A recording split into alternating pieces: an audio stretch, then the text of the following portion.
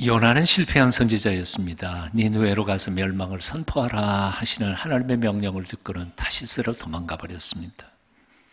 잡아다가 또 전하라 하니까 3일길이나 되는 큰 니느웨 성을 하루만 대충 다니면서 회개를 선포했지만, 그리고 그 성이 망하기를 기다렸지만, 하나님이 그 니느웨 성 사람들이 회개하는 것을 보시고는 멸망시키는 것을 취소하셨습니다. 망하지 않자 요나는 화가 나서 하나님께 따지고 대듭니다. 왜 니느웨를 멸망시키겠다고 말씀하여 놓고는 멸망시키지 않으십니까?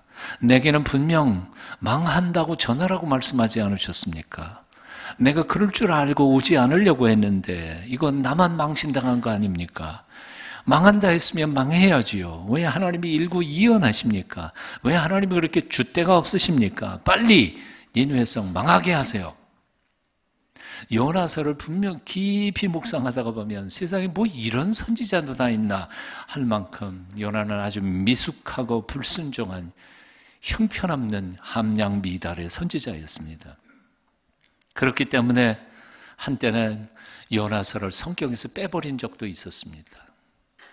하지만 성령의 특별한 간섭을 통해서 요나서는 아직도 성경 속에 살아남아 있으면서 이 작은 책을 통해서 하나님의 특별하신 위로와 축복을 경험하게 하십니다. 오늘부터 2주간 동안 새벽마다 요나서를 통해서 우리에게 향하신 하나님의 특별한 위로와 축복을 경험하게 되시기를 축원합니다. 기도하면서 4장밖에 안 되니까요. 기도하면서 읽어보시고 설교를 들으면서 묵상하실 때 하나님의 특별한 은혜가 함께 하실 줄로 믿습니다. 자, 왜 하나님은 이토록 함량미달의 선지자를 성경 속에 불순종하는 이야기를 성경 속에 담아 놓으셨을까? 이유는 아주 간단하고도 또 분명합니다. 우리 인생들은 남의 성공보다는 실패를 통해서 위로받는 경향이 있기 때문에 그렇습니다. 조금 이해가 되신 거예요? 남의 성공보다는 남의 실패를 통해서 오히려 우리가 위로를 받는다 그 말입니다. 성자들의 위대한 삶의 이야기를 듣다가 보면 감동은 받습니다. 하지만 힘은 잃어버립니다. 무슨 말인고 하니 사도 바울이니까 그렇게 살고 어거스틴이니까 그렇게 살았지, 손영원 목사님이니까 그렇게 용서하실 수 있었지, 그 엄청난 이야기를 듣다가 보면 에이, 나 같은 거는 시작도 못하겠네, 그리고 포기하게 된다는 것이죠. 다시 말하면 영적 거성의 이야기들은 우리로 하여금 경건 훈련을 시작하게 만드는 것이 아니라 아예 기가 죽어서 일찌감치 포기하게 만든다는 것입니다. 제 얘기가 아니라 리처드 포스터 교수의 훈련의 축제라고 하는 책의 서론에 나오는 이야기입니다. 이렇게 말하면 좀 이해가 쉬울 것 같아요. 여러분, 저는요, 설교의 대가들의 설교를 제가 듣다가 보면 기가 팍 죽어서 설교할 힘이 안 납니다. 못 믿으시네요. 네. 그래서 저는 다른 목사님들이 설교하는 거 설교 안 듣습니다. 저는 포기할 것 같아서. 뭔가를 너무 잘하는 사람들이 실력을 구경하다가 보면 나도 해보겠다는 생각보다는 포기하고 싶은 생각이 더 든단 말입니다. 제시되는 모델이 너무 완벽하면 아예 시작도 하기 전에 포기하게 되는 법, 이게 바로 인간의 연약한 모습이라는 것이지요. 하지만 그 반대로 위인들의 실패한 이야기를 듣다가 보면 오히려 위로를 받습니다. 그리고 힘을 얻습니다. 아브라함도 실수했구나. 다윗도 그런 죄를 지을 때가 있었네. 불의 선지자 엘리야, 그도 자살하려고 했던 마음, 그런 때도 있었구나. 나만 이런 아픔을 겪고 있는 게 아니네. 그런 실수와 실패를 겪은 사람들을 통하여서도 하나님은 그렇게 큰 일을 해내실 수 있는 거구나. 그렇다면 어쩌면 나 같은 형편없는 사람도 하나님이 도와주시기만 한다면 큰 일을 할 수 있겠네. 요나같이 함량미달의 선지자도 쓰시는 하나님, 나 같은 사람도 써주실 수 있겠네. 희망이 생긴다 그 말입니다. 한번 따라해 보실래요? 요나 같은 함량미달의 선지자도 쓰시는 하나님이 나 같은 것도 써주시겠네. 아멘. 예. 야고보서 5장 17절 이하는 이렇게 말씀합니다. 엘리야도 우리와 성정이 같은 사람이로되 그가 비가 오지 않기를 간절히 기도한즉 3년 6개월 동안 땅에 비가 오지 아니하고 다시 기도하니 하늘이 비를 주고 땅이 열매를 맺었느니라. 엘리야도 우리와 성정이 같은 사람이로되, 엘리야가 무슨 특별한 기도의 능력을 가지고 태어난 사람이 아니었다는 말입니다. 우리와 똑같은 인간의 본성을 가지고 살았던 연약한 존재였다는 겁니다. 밥 못 먹으면 배고프고요, 너무 피곤하면 잠을 자야 하고 쉬어야 하는 연약한 존재였다는 것이죠. 갈멜산에서 850대 1의 대승을 거두었습니다. 그리고는 확신했습니다. 이제 이 나라는 완전히 뒤집어져 새로운 나라가 되겠구나. 하지만 그렇지 않았습니다. 이세벨, 그의 학정은 여전히 계속됐고 하나님의 화를 믿는 하나님의 종들은 붙잡혀서 죽어가고 있었습니다.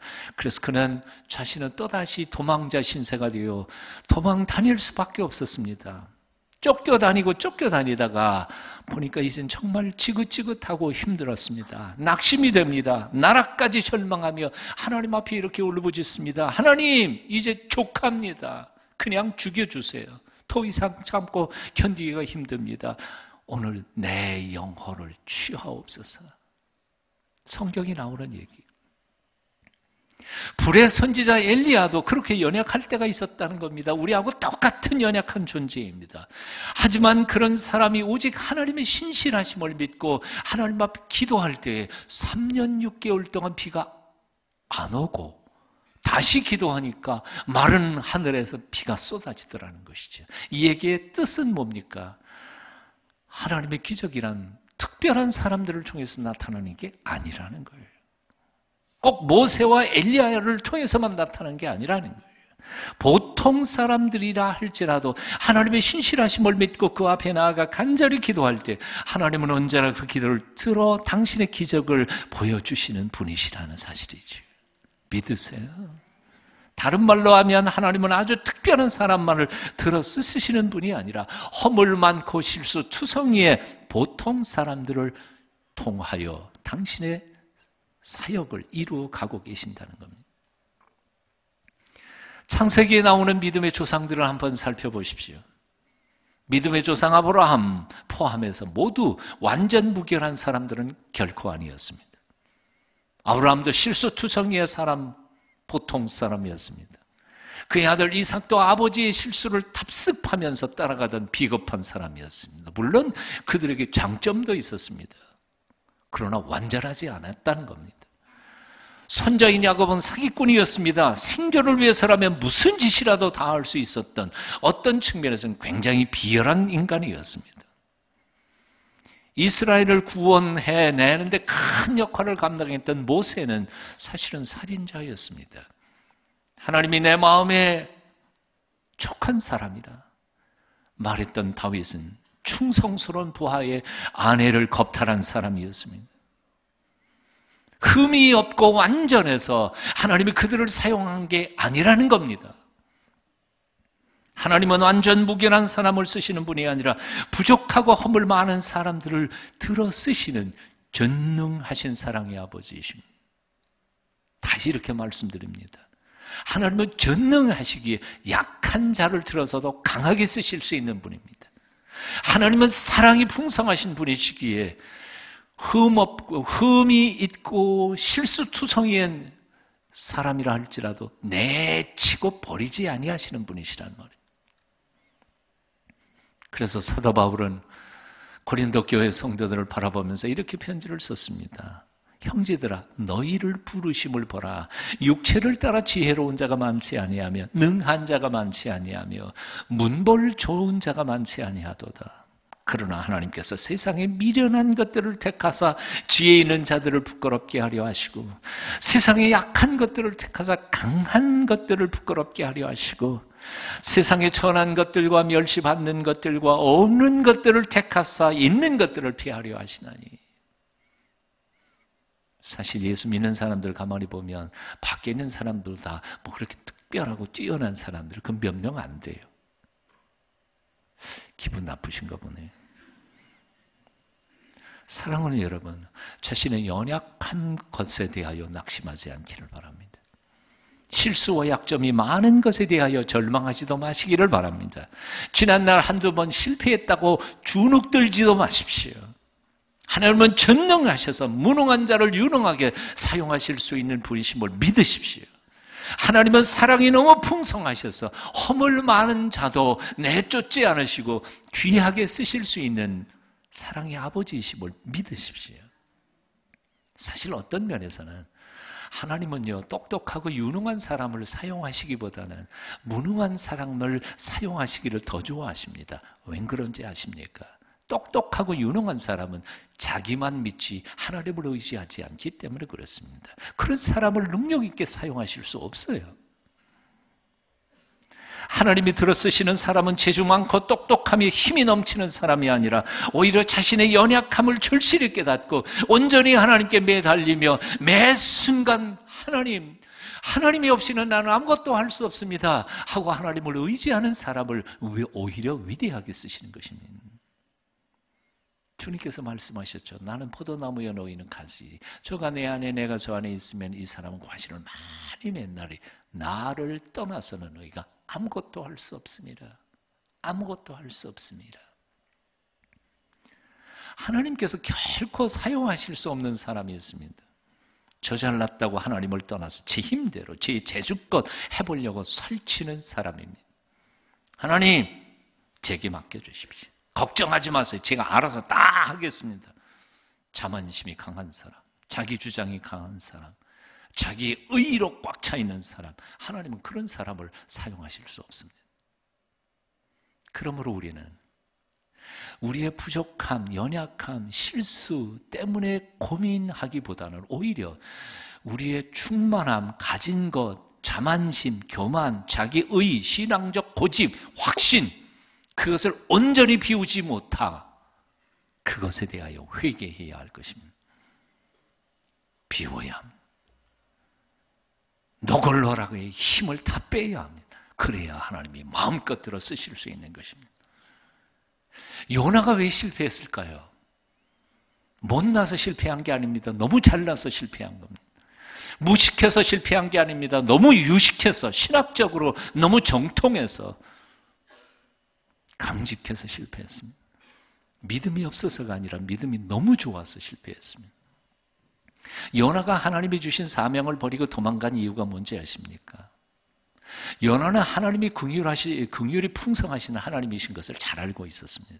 그래서 지금은 니느웨 성의 사람들의 죄 때문에 분노하시면서 심판을 선언하고 있지만 니느웨 성 사람들이 회개하면 분명히 뜻을 돌이키고 저들을 용서하실 것이라는 사실을 너무 잘 알고 있었어요. 신학적으로 너무 잘 알고 있었어요. 그러니까 그 하나님이 일하시는 게 마음에 안 들었던 거예요. 요나는 이스라엘을 괴롭힌 저 아수르 놈들, 그 중에 대도시인 니느웨 성 사람들은 다 죽어야 돼요. 하나님의 백성들을 괴롭히는 저 악한 놈들까지 하나님이 용서하시는 것에 대하여는 도저히 자기는 마음에 안 든 거예요. 자기 의. 하나님이 공평하셔야지. 죄진 놈은 죽여야지 왜 살리느냐 말이에요. 자신의 정의감에 하나님의 사랑은 마음에 안 드는 거예요. 그래서 그는 하나님이 명령하시는 것을 불순종하고 다시스로 도망가 버리고 만 겁니다.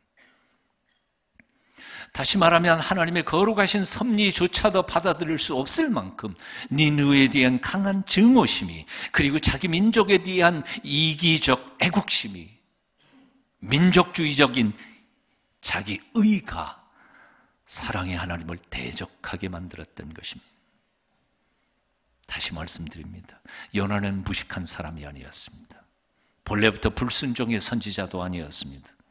다만 요나는 유대 민족의 우월적인 생각에 사로잡히고 이방인들, 적국에 대한 증오심이, 이기적 애국심이 세상 만민을, 유대인들만 사랑하는 게 아니라 이방인들까지 세상 모든 사람들을 똑같이 사랑하시는 하나님의 사랑을 용납할 수 없었기 때문에 도망가 버렸던 것입니다. 얼마 전에 미국 대사를 공격한 사람을 봅니다. 여러분도 다 TV에서 보셨을 거예요. 정신병자입니까? 아니요, 정신병자 아닙니다. 무식한 사람입니까? 아니요, 배울 만큼 배운 사람입니다. 그리고 나름대로는 민족을 사랑하기 때문에, 민족을 생각하기 때문에 그 일을 한다고 확신 가운데서 저지른 사람입니다. 그가 그런 일을 저지를 수밖에 없었던 이유의 배후는 잘못된 자기 확신입니다. 자기의 의입니다. 방향이 잘못되었는데에도 불구하고 그것에 대한 엄청난 확신, 믿음이 폭력을 정당화시킨 것입니다.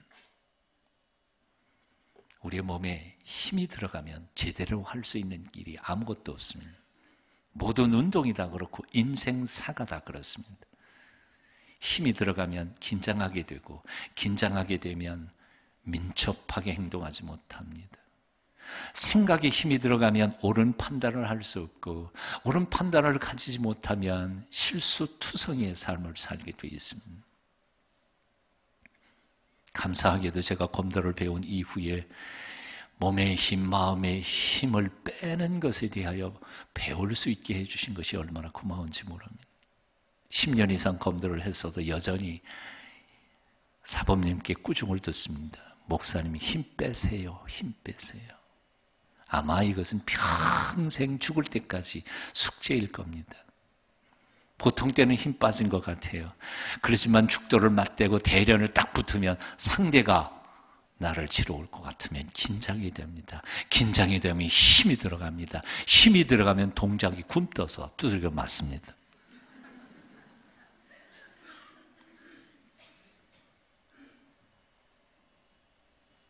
스승들마다 제자들에게 그래서 당부합니다.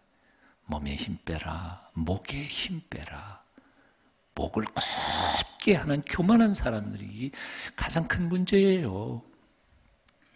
마음의 욕심도 비워라. 이기고자 하는 욕심을 비우기 전까지는 결코 이길 수 없다는 거예요. 이율배반적인 표현이지만 그건 진리예요. 신앙도 마찬가지입니다. 재고집대로 하는 사람은 결코 하나님의 은혜를 경험할 수 없습니다. 자기 속에 너무 자기의, 자기 생각, 자기 주장이 많이 도사리고 있는 사람에게는 하나님의 복음의 말씀이 들어갈 여지가 없습니다. 그래서 하나님은 그런 사람들을 쓰실 수 없는 것입니다. 중세 때의 한 수도원에 새로 들어온 젊은 수도생이 있었습니다. 젊은 수도생이 가만히 돌이켜보니까 수도원에 들어있는 선배 수도사들이 도대체 마음에 들지 않았습니다. 꾀죄죄하고 하는 짓들이 바보 같고 시키는 일도 별로인 것 같고 다들 무식하고 굼떠 보였습니다. 그래서 교만한 마음으로 수도원 규칙도 어기고 선배들의 말도 잘 듣지 않고 순종하지 않았습니다. 그러나 어느 날 수도원 원장이 그를 불러 딱딱하게 굳은 땅에다가 물 좀 부어라고 명했습니다. 물을 갖다가 부으니까 굳은 땅에 물이 들어가기는커녕 도르륵 하고 그냥 주르르 흘러가 버리고 말았습니다. 그것을 바라보던 수도원장은 큰 망치로 굳은 땅을 깨기 시작했습니다. 곡괭이로 파내고 굳은 땅을 망치로 깨서 잘게 가루로 부수고 난 후에 그 수도생에게 다시 말했습니다. 물을 다시 한번 부어봐라. 물은 그 잘게 부서진 흙 속으로 잘 패어 들어갔습니다. 그제서 수도원장이 그 수도생에게 이렇게 말했다고 합니다. 이제야 물이 잘 스며들지? 이렇게 부서진 흙, 물이 잘 스며든 흙에라야 씨앗이 싹이 트고 이런 곳에서야 곡식이 잘 자라는 법이란다. 굳어버린 마음에는 아무것도 자랄 수 없어. 깨지고 상한 영혼에서 생명의 꽃은 피는 법이란다.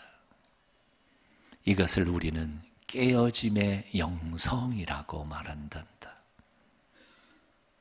내 굳어진 마음을 깨버리기 전까지는 내 속에서는 성령의 역사가 일어날 수 없단다. 굳어진 마음에는 아무것도 생명이 자랄 수 없습니다.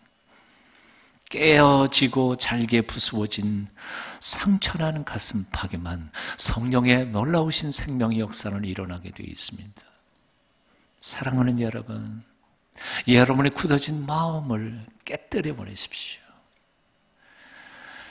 세상 삶이 너무 고달프고 힘들어서 굳어졌든지, 아니면 인간관계에 온 상처 때문에 여러분의 마음이 굳어졌든지, 아니면 하나님께 대하여 하나님이 내게 대하신 그 삶이 내 마음에 들지 않아서 하나님하고 등지고 싸우면서 마음이 굳어졌든지, 이 사순절 기간 동안에 성령이 망치로 여러분들의 굳어진 마음들을 다 잘게 부숴주시어서 잘게 부어주신 그런 흙 속에 어떤 말씀이 선포되어지든 간에 30배, 60배, 100배의 결실을 거두는 하나님의 축복이 여러분과 함께 하시기를 축원합니다. 에스겔서 36장 26절을 말씀합니다. 약속하시지요. 또 새 영을 너희 속에 두고 새 마음을 너희에게 주되 너희 육신에서 굳은 마음을 제거하고 부드러운 마음을 줄 것입니다. 요나는 하나님의 명령을 거스르고 다스리로 도망갔습니다. 하지만 온 우주의 주인이신 하나님이 그 바다에 바람 한 번 거세게 불게 하시니까 그가 탄 배는 이랴편주 바다 물결 위에 흔들리는 그저 낙엽 하나처럼 이티하기 그지없었습니다. 배에 탔던 수많은 사람들이 죽음 앞에서 아우성치고 있는 그 순간에 그 원인 제공자였던 요나는 배 밑창에서 태평스럽게 잠만 쿨쿨 자고 있었습니다. 그를 수색해서 찾아낸 선장이 요나를 향하여 이렇게 말합니다. 자는 자야 어찌하느냐 일어나서 내 하나님께 구하라. 혹시 하나님이 우리를 생각하사 망하지 아니하게 하시리라. 요즘 오늘날 우리 사회는 거센 풍랑이 일고 있습니다. 사이코패스가 요즘에는 소시오패스라는 것도 있습니다. 왜 이렇게 많이 나타나기 시작했는지요? 안전사고는 왜 이렇게 많이 생기는지요? 범죄율은 기하급수적으로 높아지고 정신질환자들의 숫자는 지난 10년 사이에 6배요. 증가했다고 합니다. 아이들은커녕 어른들도 이제는 이 땅에서 안전하게 살아간다는 것이 두려울 만큼 힘든 세상이 되어버리고 말았습니다. 한일 관계, 남북 관계, 경제 위기 어느 것 하나 쉽게 풀릴 기미가 보이지 않습니다. 그 모든 것보다 더 두려운 것은 가치관의 혼란으로 사회적, 도덕적, 윤리적, 범민족적 풍랑이 우리의 삶의 근거지조차 뒤집어 놓고 있는 상황입니다. 도대체 내일 어떤 세상이 우리에게 다가올지 아무도 짐작하지 못하고 있습니다. 그런데에도 가장 큰 원인 제공자인 그리스도인들, 그리고 유일한 희망인 그리스도인들, 배밑창에서 쿨쿨 잠만 자고 있습니다. 그래서 세상 사람들이 오히려 외치고 있습니다. 야, 어찌 잠만 자느냐? 너희 하나님 앞에 기도 한번 해봐라. 그러면 우리가 살 수 있지 않을까? 기도해야 할 때입니다. 깨어 일어나 우리의 신앙의 본질을 다시 회복하고 다시 바르게 살아가기를 결단해야 할 때가 바로 이때라 그 말입니다. 다시 내 탓입니다. 내 잘못입니다. 우리 그리스도인들이 하나님 말씀대로 온전히 살지 못해서 이 사회가 이렇게 풍랑이 일어나고 있습니다. 고백하며 하나님 앞에 엎드려 기도하고 삶을 고칠 때 하나님께서 이 사회의 풍랑을 잔잔케 해주실 줄로 믿습니다. 어떤 분이 요나서를 묵상하면서 이렇게 질문했다고 합니다. 도대체 이 요나라고 하는 놈은 누구야? 그 순간 성령의 감동을 통해서 마음 깊은 곳에서 이런 음성이 들렸다고 합니다. 요나가 누구긴 누구야? 요놈의 나지. 그래서 그분은 요나서 강해 책 제목을 요나, 요놈의 나 그렇게 썼습니다. 제가 읽으면서 얼마나 은혜를 받았는지 몰라요. 실습해 보겠습니다. 손가락 올리시고요. 다 올리세요. 가만히 계시지 말고. 안 하면 재미없어요. 잠만 자고. 요나, 요나, 요놈의 나. 요나는 요놈의 나예요.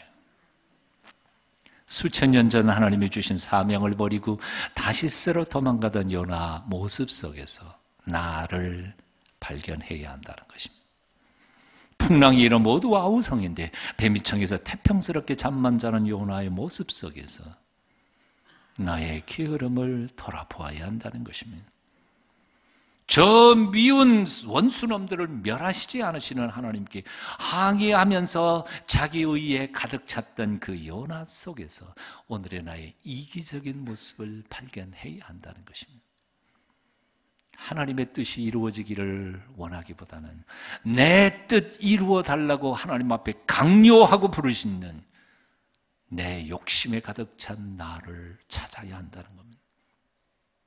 니느웨 성 12만 명의 영혼도 사랑하시는 하나님의 사랑의 마음을 알기보다는 내 자존심 하나 지키기 위해 그 12만 명 죽여야 한다고, 망해야 한다고 소리치는 극단적인 이기주의자 요나 속에서 오늘도 나만을 위해 하나님을 독점하려고 하는 이기적인 내 모습을 찾아야 한다는 겁니다.